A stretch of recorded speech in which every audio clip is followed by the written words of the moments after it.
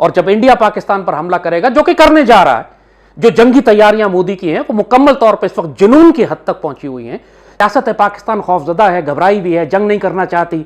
ऐसी गलती न करना।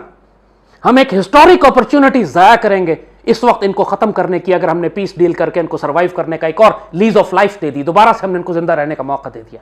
Don't do that.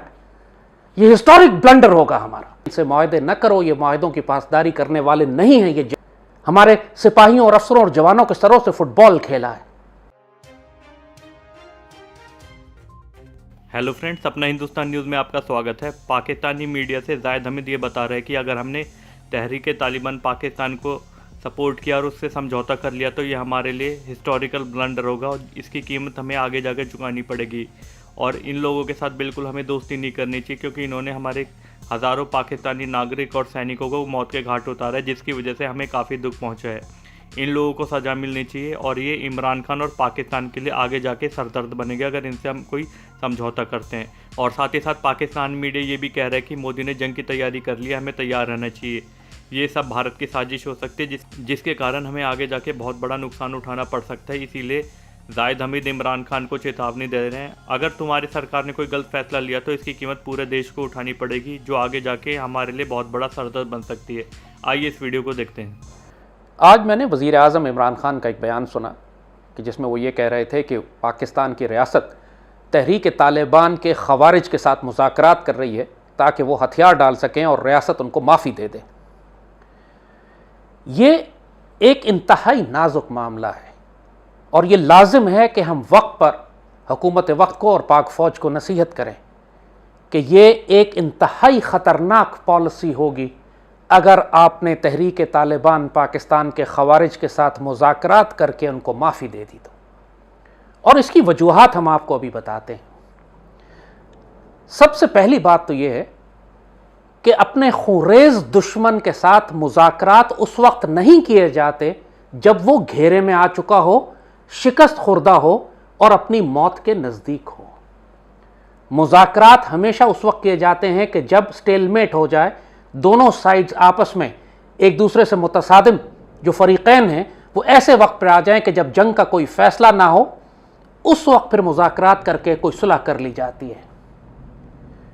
आपको अगर तहरीक तालिबान से कोई मुज़ाकरात करने थे तो उस वक्त करते कि जब वो अफ़गानिस्तान में पूरे इंडिया की रियासत, रॉ और आलमी दहशतगर्द CIA की तंजीमें उनको सपोर्ट कर रही थीं और वो पाकिस्तान की रियासत पर हमले कर रहे थे।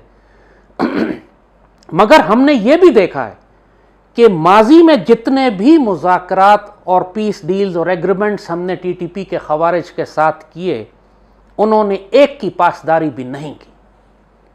और यही निशानी इनकी सैयदी रसूलुल्लाह सल्लल्लाहु अलैहि वसल्लम ने खवारिज के बारे में हमें बताई थी कि ये किसी मुआहदे और अहद की पासदारी नहीं करते। इसकी सबसे बड़ी मिसाल सवात के एग्रीमेंट की थी कि जब वहाँ पर शरीयत ऑर्डिनेंस नाफिज करके इनके साथ एक एग्रीमेंट किया गया और उस मुआहदे के बाद इन्होंने कैप्टन जुनैद और कैप्टन नजम के सर कलम किए, उनको बेदर्दी से शहीद किया, उनके साथ 2-3 जवानों को और शहीद किया, जिसके बाद एक ऑपरेशन इनके खिलाफ शुरू हुआ। जब उस वक्त भी मैं रोक रहा था कि इनसे मुआहदे न करो, ये मुआहदों की पासदारी करने वाले नहीं हैं, ये वादों की पासदारी नहीं करते। और जब इंडिया पाकिस्तान पर हमला करेगा, जो कि करने जा रहा है, जो जंगी तैयारियां मोदी की हैं वो मुकम्मल तौर पर इस वक्त जुनून की हद तक पहुंची हुई हैं, जब इंडिया हमला करेगा तो ये सारे स्लीपर सेल्स जिनके साथ आप पीस डील्स कर चुके हैं, ये खवारिज मुआहदे तोड़कर एक मरतबा फिर रियासत पाकिस्तान पर हमला कर देंगे। उस वक्त आप क्या करेंगे? कौन गारंटी देगा इस बात की कि ये पाकिस्तान की रियासत पर हमला नहीं करेंगे? यह वक्त है कि पाकिस्तान की रियासत अफगान तालिबान को ऑन बोर्ड लें, आप उन्हें इज्जत दें, उनको रिकग्नाइज करें, उनकी एम्बेसी पाकिस्तान में खोलें। और अफगान तालिबान ने जो ये बात की है, जो गारंटी दी है कि वो किसी सूरत में अफगानिस्तान की सरजमीन पाकिस्तान के खिलाफ इस्तेमाल नहीं होने देंगे, ये अफगान तालिबान की ड्यूटी लगाएं कि वो अफगानिस्तान के अंदर से TTP, IS, दाइश खुरासानी और BLA के एलिमेंट्स को ख़त्म करें। अभी अफगान तालिबान ने मुकम्मल अफगानिस्तान पर एडमिनिस्ट्रेटिव कंट्रोल नहीं लिया है, उनकी हुकूमत अभी मुनज़्ज़म तौर पर फ़ाल नहीं हुई है। और फिर अगर पाकिस्तान की रियासत उनको रिकग्नाइज करती है तो फिर वो लाजमन अपनी इंटरनेशनल ऑब्लिगेशंस के तहत भी, हमारे आपस के बाहिमी जिम्मेदारियों के तहत भी वो उन पर लाजिम होगा कि वो पाकिस्तान के दुश्मनों का सफाया करें। दो जानिब से, पाकिस्तानी रियासत एक जानिब और अफगान तालिबान एक जानिब। आप मुझे बताइए BLA और TTP के क्या फ्यूचर है, क्या मुस्तकबिल है, कितना सर्वाइव कर सकेंगे। पिछले 20 साल से 1 लाख पाकिस्तानियों का इन्होंने खून बहाया है। APS में हमारे बच्चे ज़िबा किए हैं, हमारे सिपाहियों और अफसरों और जवानों के सरों से फुटबॉल खेला है। इनके एक कुत्ते को भी माफ़ी नहीं दी जा सकती। और यह वक्त जब रियासत पाकिस्तान ताकतवर हो चुकी है, अफगान तालिबान अफगानिस्तान में आ चुके हैं, बीच में से भारतीय रॉ का सफाया हो चुका है। यह वक्त निगोशिएशंस का नहीं है, यह फौजी ऑपरेशन का है। यह वक्त है कि पूरी ताकत के साथ अफगान तालिबान से बात करें, अफगानिस्तान के अंदर जाके मारना पड़े तो मारे। अफगान तालिबान इजाजत देंगे आपको, उनके साथ एग्रीमेंट बिल्कुल आप रिकॉग्नाइज करें, रिस्पेक्ट दें, वो एक ही बात है। वो किसी सूरत आपको मना नहीं करेंगे। जहां उनको मदद की जरूरत है मदद फराहम करें। उनके पास ग्राउंड ट्रूप्स हैं तो हेलीकॉप्टर्स आप दें, एयर सपोर्ट आप दें, ड्रोन सपोर्ट आप दें। खत्म करें जाके TTP को। TTP की मजाल नहीं है कि वो अफगान तालिबान के आगे स्टैंड ले सके। इधर से रियासत पाकिस्तान दबाए उनको, उधर से अफगान तालिबान दबाएं, क्रश करके एक मरतबा इस फितने को खत्म कर दें। ऐसी गलती न करना। हम एक हिस्टोरिक अपॉर्चुनिटी जाया करेंगे इस वक्त इनको खत्म करने की, अगर हमने पीस डील करके इनको सर्वाइव करने का एक और लीज ऑफ लाइफ दे दी, दोबारा से हमने इनको जिंदा रहने का मौका दे दिया। Don't do that. ये हिस्टोरिक ब्लंडर होगा हमारा। हम एक और हिस्टोरिक ब्लंडर कर रहे हैं कि तालिबान को रिकॉग्नाइज नहीं कर रहे। क्यों नहीं कर रहे? हमारा सबसे ज्यादा स्टेक इन्वॉल्व है अफगानिस्तान के साथ। ये और हमारी जिम्मेदारी बनती है कि अफगानिस्तान का सारा चार्ज हम संभालें, हम जिम्मेदारी लें इनकी।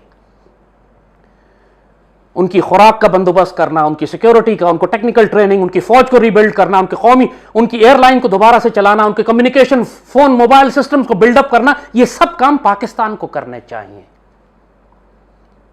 जिस तरह इंडिया ने इतना बड़ा इन्फ्लुएंस कायम कर लिया था अफगानिस्तान में, वो डैम से लेके बसें तक चला रहे हैं, इंदिरा गांधी हॉस्पिटल बना के दिया उन्होंने।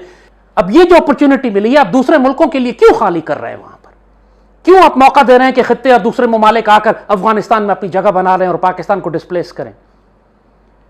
ये हिस्टोरिक अपॉर्चुनिटी जाया नहीं की जाती। विंडो ऑफ अपॉर्चुनिटी छोटी होती है। आपने अगर एग्रेसिवली आगे बढ़कर काम ना किया तो कोई और आके उस वैक्यूम को फिल कर देगा। तो यह बात मैं बड़ी ताकीद के साथ कह रहा हूं कि रियासत पाकिस्तान को किसी सूरत में इन खवारिज से नेगोशिएट नहीं करना। और अगर आप किसी छोटे मोटे ग्रुप के साथ बातचीत कर भी रहे हैं तो इसको अनाउंस करने की क्या जरूरत है? यह बताने के लगता तासुर यह मिलता है कि रियासत पाकिस्तान खौफजदा है, घबराई भी है, जंग नहीं करना चाहती। और यह बयान जो बार बार प्राइम मिनिस्टर देते हैं, खुदा के वास्ते कोई इनको मना करे कि यह बयान आइंदा दोबारा ना दीजिएगा कि जंग किसी मसले का हल नहीं होती। जंग ही सारे मसलों का हल होती है। अफगान तालिबान ने 20 साल जंग करके आजादी हासिल की है, निगोशिएशन से नहीं की।